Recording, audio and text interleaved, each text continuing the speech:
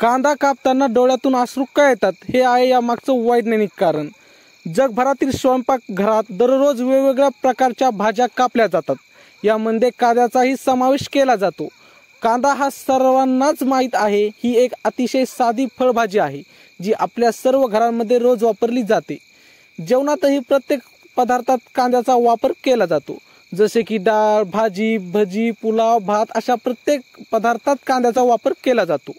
भाजी बनवणे, वडे करणे आणि सॅलड बनवण्यात केला जातो। मात्र कांदा कापताना डोळ्यातून पाणी का येतं याचा तुम्ही कधी विचार केला आहे का?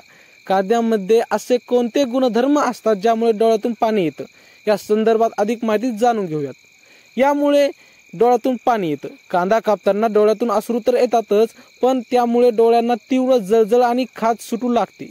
खरं तर कांद्यामध्ये सायन प्रोपॅनिथिल एस ऑक्साईड नावाचे रसायन असते। या रसायनामुळे डोळ्यात पाणी येते, डोळ्यांच्या अश्रू ग्रंथीवर त्याचा परिणाम होतो, त्यामुळे डोळ्यातून अश्रू येऊ लागतात। जपानमध्ये या विषयावर संशोधन करण्यात आलं आहे।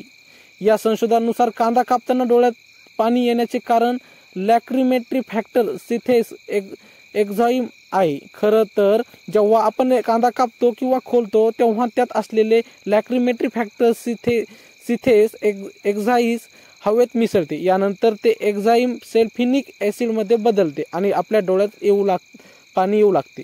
त्यामुळे डोळ्याच्या अश्रुग्रंथीवर परिणाम होतो आणि डोळ्यात जळजळ आणि अश्रू येऊ लागतात।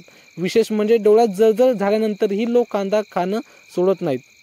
तर मित्रांनो, छोटीशी माहिती कशी वाटली कमेंटमध्ये नक्की सांगा आणि आमच्या असेच नवीन व्हिडिओ पाहण्यासाठी चॅनलला मात्र सबस्क्राईब नक्की करा।